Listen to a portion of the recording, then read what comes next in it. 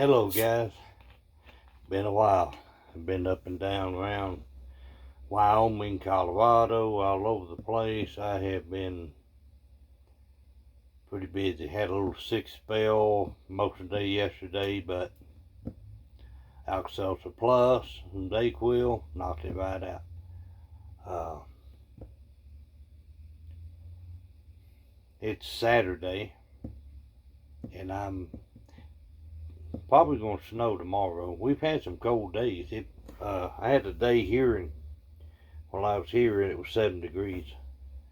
So I've been rotating the propane tanks out, trying to keep everything being frozen. This is a 4-season trailer, so I haven't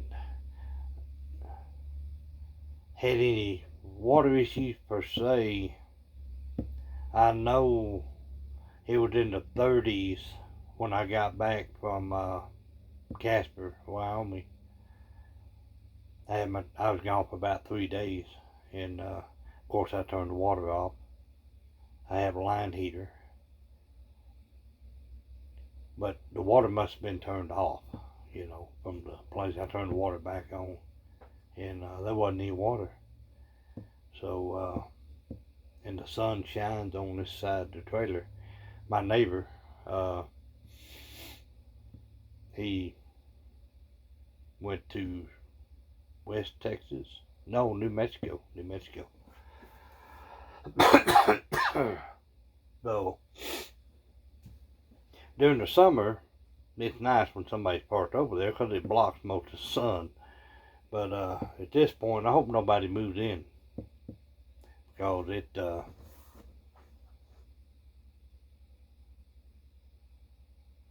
looked like I had a fly over there. It's funny what you see in these videos. Yeah, I have one or two, but they've been scarce because it's been freezing. It was 7 degrees that one morning I woke up. I've got pictures of my truck and screenshot of my phone. But I have water then. But it wasn't in the 20s or so while I was gone, and it snowed, that I don't know what, they had to have water cut off, so that's fine. I have plenty of bottled water I can cook with, drink with, take a quick wipe down bath. I took good showers at the hotel, so wasn't a big deal. And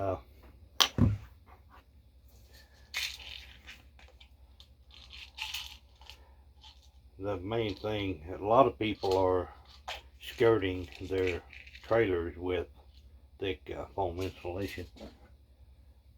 I may do that. The floor does get a little cold sometimes, but like I say, it's insulated up under. It's enclosed, insulated. So I only have one day off. It's not my thing to do, I do good to clean the trailer from end to end, get the dust. Other than that, I'm not here maybe 7 hours at a time, except on Sundays. So I don't know. I may do it, I may not. I just kind of tossed.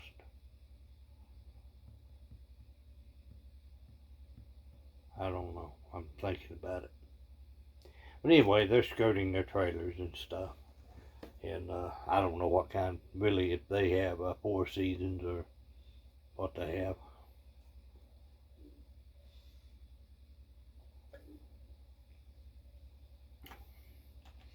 I have a 16-foot, what you call a line heater strip, that goes on the water hose or pipes or whatever. I have a 26-foot hose. Had to go with a little bit longer hose because that other one, that 20 foot, was too short. Lacked a little bit. And I'm parked where I can't really move up. I'm taking up this whole space with this 33 foot. So I don't mind it being a little cold. This furnace will run you out of here. I don't think they ever use a furnace. Cause it's, you know how they get that new smell when you start stuff up. And I stand outside and it blows out. In the morning, drink coffee and stuff. But it smelled that burned new smell. But now it doesn't because it's been burning quite a bit. You turn down about 65 at night when I go to bed. Got an electric blanket and blankets and stuff, so not a big deal. I keep an electric heater in the bathroom. And what you need to do is keep them cabinet doors open. And like at night, I'll open up the kitchen sink. I always leave the bathroom cabinet door open. It doesn't get in my way. It opens up into that sliding door into the bedroom, master bedroom. But I don't go through there hardly ever. And I just go through the main door. Try to keep everything on that side. Well, I don't have to get on the tight side. It's a little tight, but it's doable. Wipers here and stuff. We were just fine. So it's cold weather's coming, man. I know y'all, a lot of you have experienced that, and you got to be prepared. I have a 30 pound and two 20 pounds. I'm gonna get probably another 30 or another 20, and that way I have 3 20s and that 30. And I bought that from a guy. It's like new. It was full, and old boy's moving back to Hawaii, and he sold it to me for a good price. You can't buy it for that price. And they give them some of them 20 gallon, 20 pound, whatever. They're $50. You know, you might find some deals. I've seen some exchanges, and I haven't tried it yet, and it's about 2 hours away from here. If I ever go back down that part, then I will go try it out. But they're $14 for an exchange, $39 for a new purchase bottle. Not bad. I may just do the $39 one, because that way I have the extra, and I always keep an empty one in the back of my truck. Well, I have full one now. I'm sure pretty soon I'll have to swap it out, and then I'll have an empty one. And if I ever happen to buy, a lot of my places I go to a remote area, there ain't nothing. There's something in here, ain't there?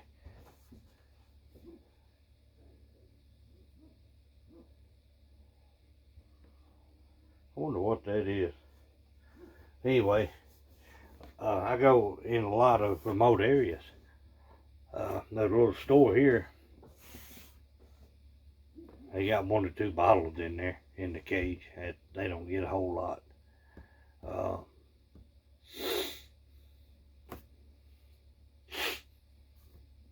But another store down the road, about 25 minutes from here, they don't even have propane. So I have to carry empty with me all the time. Whenever I have an empty one too, when I drive by somewhere, I look, oh crap, I need to turn around. I go back and get one, exchange, or like I say, I need to get another. Man, I may buy 2 more if it's a real good deal. But you gotta weigh them things. I'm telling you. I went by Walmart a couple weeks ago. No, it wasn't. It wasn't. It was a Safeway. Like Safeway got their own gas station, and I happened to see it, and it was $19. So I said, okay, I can do that. So I whipped in there and told the old boy, I said, need to do an exchange on propane. And we got out there and he opened the cage. And he brought it to my attention and I felt it too. And I'm like, this is awful light to be a full bottle. Pulled out two that were light. You gotta watch that. You'll know when they're full. Cause they're a little heavy. And so you gotta watch for that, because you don't want to pay full price for a half a bottle or 2/3 of a bottle. You don't want to do that, because you're getting ripped off. It won't last as long. So, but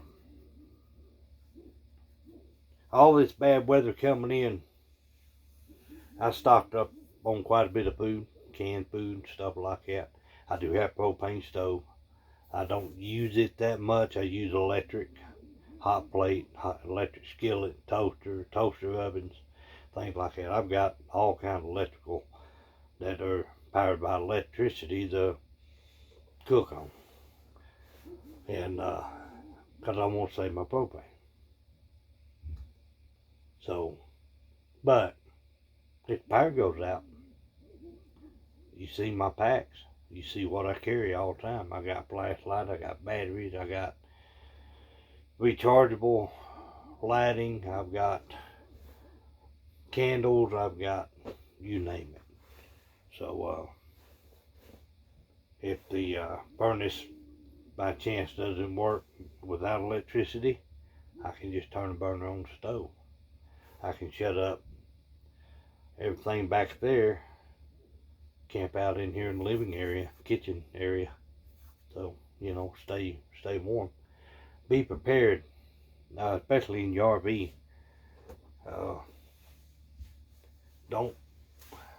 Some say leave your gray tanks close to full.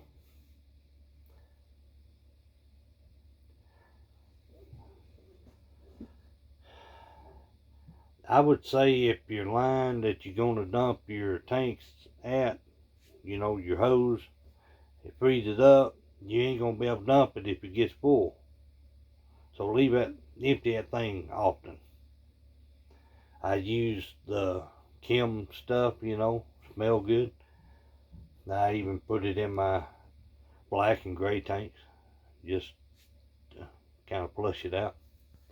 But think about everything you can think of in the event you get snowed in, power goes out. What are you going to do? All these lights run off 12 volt. I keep my tank on my truck full.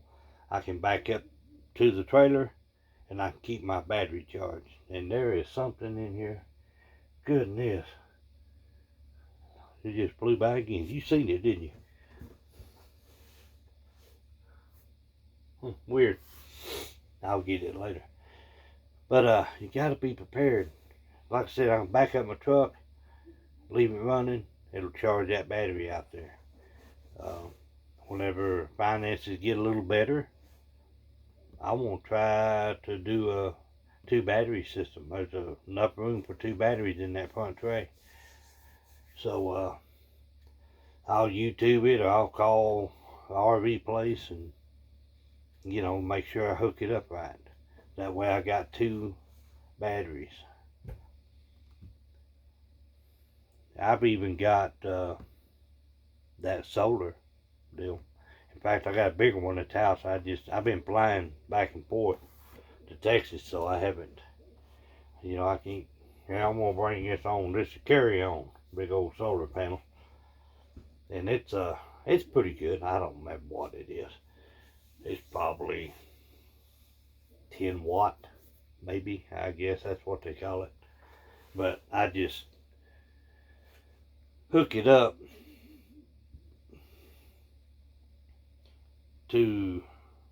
I got to figure out how to hook it up, be honest, because I don't want to overload the battery.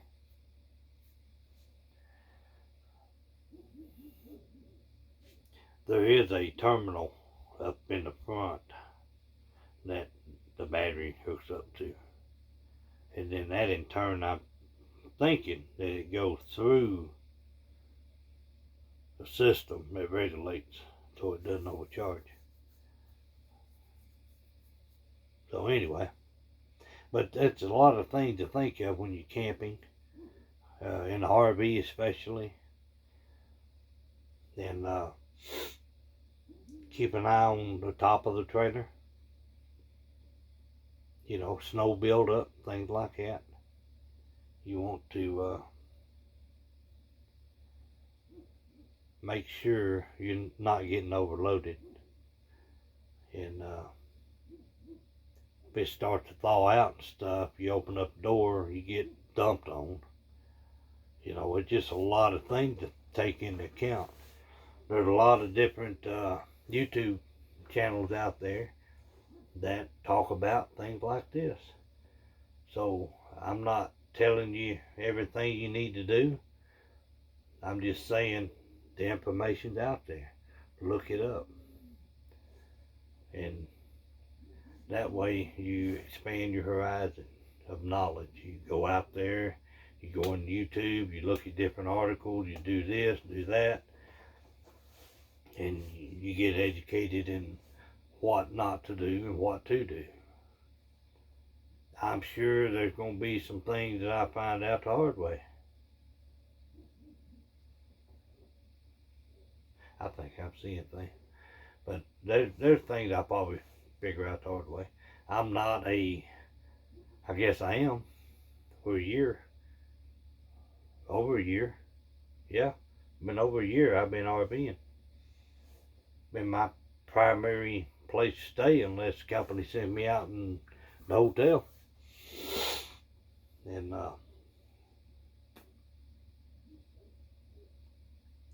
so always be prepared. Do your research. Check things out, because the weather's coming. A lot of people have already been affected by the weather.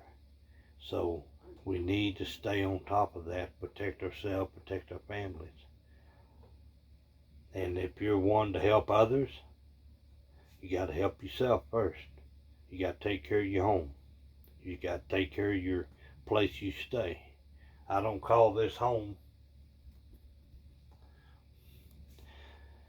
This is my place to survive while I'm working. It's been hot, 115 degrees hot in freaking Colorado, and 7 degrees that morning. It's been 15 degrees mornings after that, before that. That's cold. So you gotta take care of yourself. You gotta protect your investment. You got an RV, protect your investment. That is your shelter for you to survive. Stock up on food, things like that. I got Dinty Moore and Beanie Weenie, stuff like that. I even got canned tamales. It doesn't have to be heated up. Might be a little gross, but it is cooked. You just heat it up.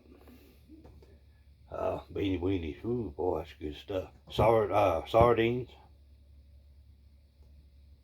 What is Vienna sausage? Even vegetables, they're cooked.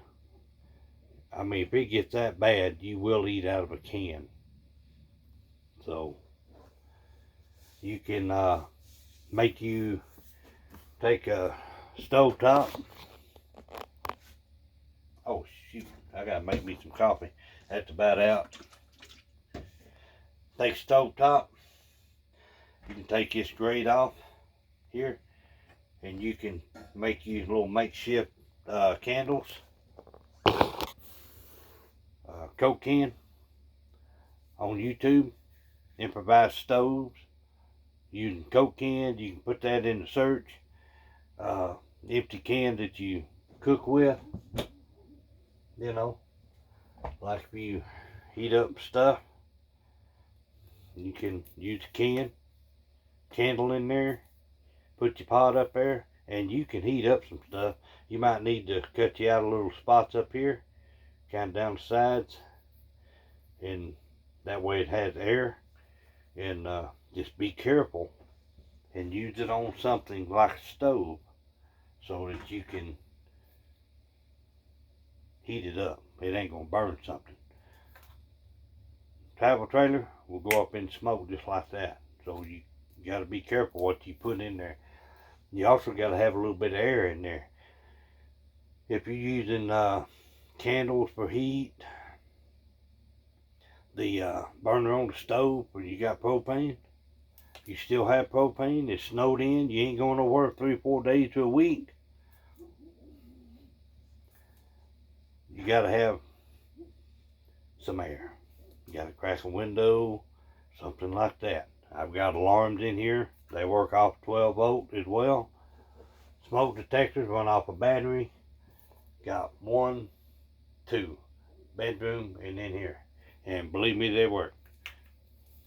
So, but improvised stoves out of a can, Coke can, whatever. Look it up on YouTube. I think you can look up, just put it in there. Using Coke can for a stove. Use improvised stove. Just, man, they're all out there. There's everything in the world out there on YouTube. Learn how to survive in the RV. If you get snowed in, you can't go anywhere. You gotta protect your shelter. You gotta have food. You gotta have warmth. And you gotta take care of your vehicle. Keep it full of gas. Crank it up.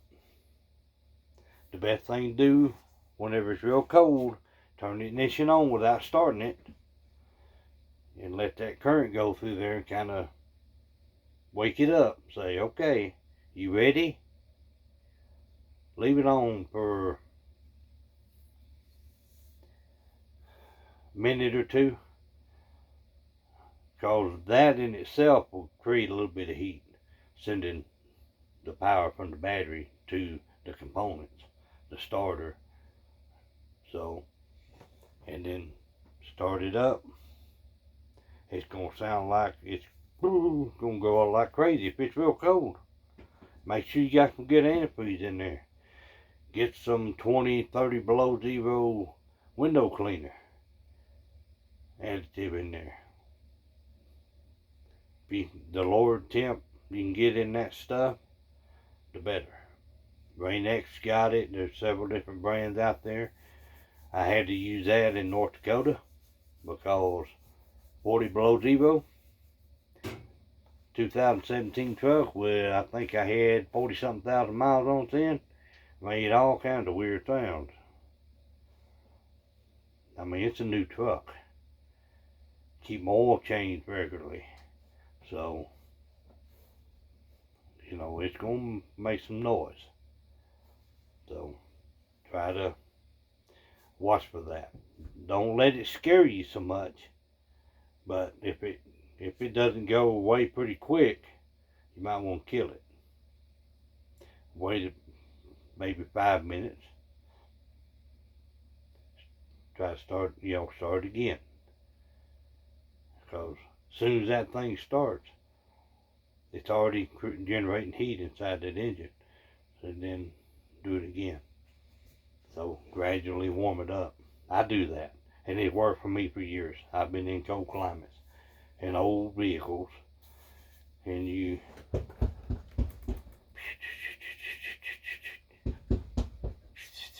it wasn't electronic fuel injection back then. But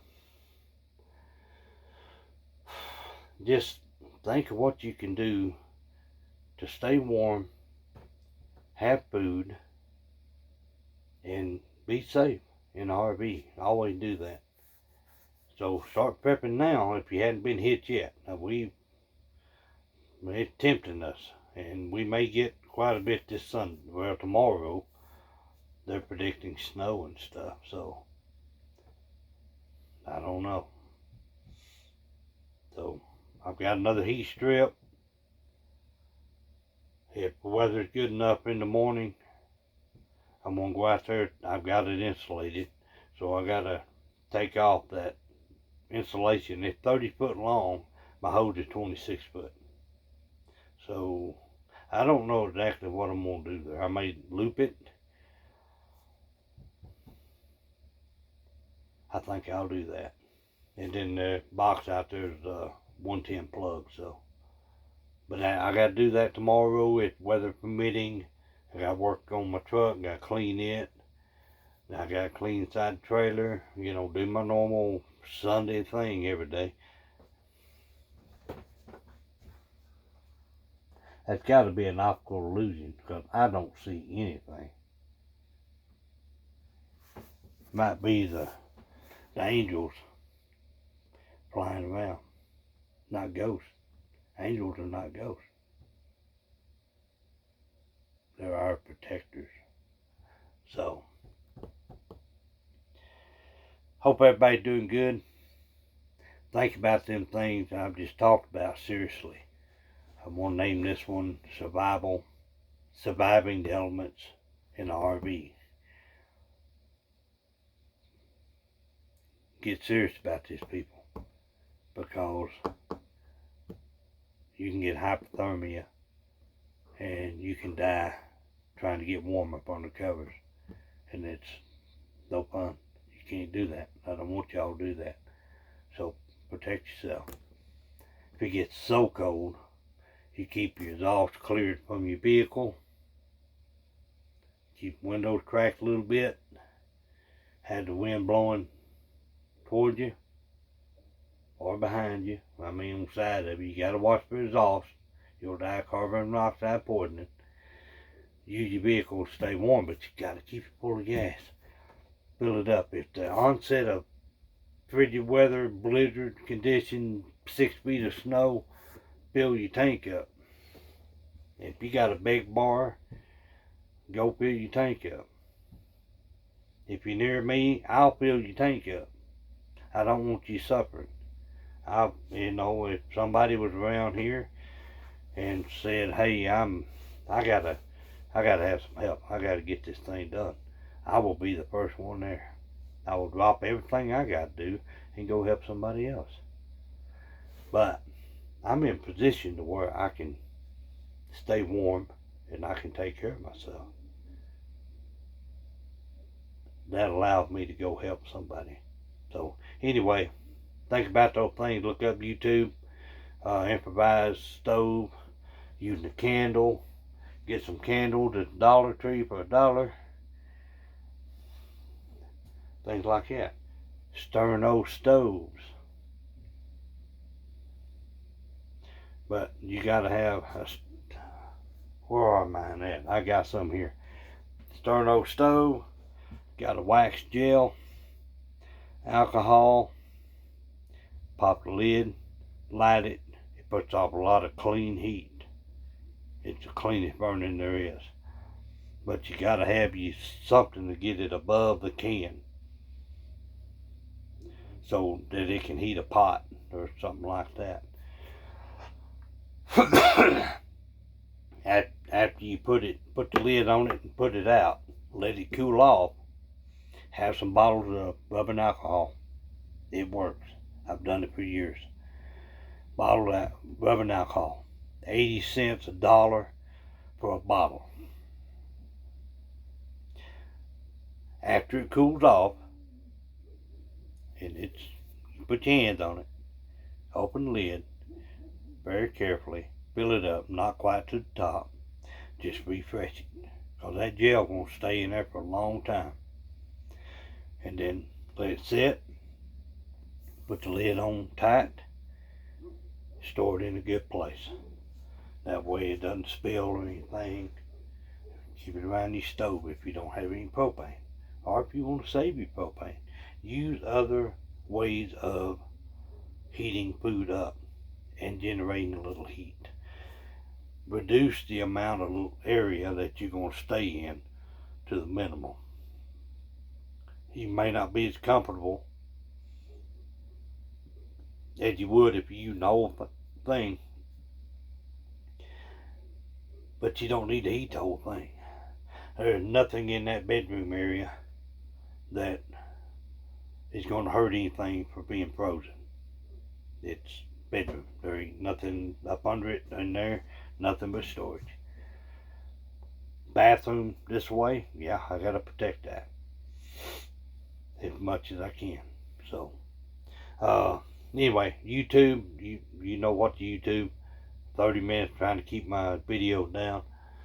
Be safe, learn something new. Try to learn them primitive skills. Yeah, you thought I forgot that, didn't you? But even in a house, RV, whatever, stuck in your car, stranded, carry things in your vehicle. Cold weather kit for car. Cold weather kit for RV. Cold weather kit for home. Look them up. See y'all.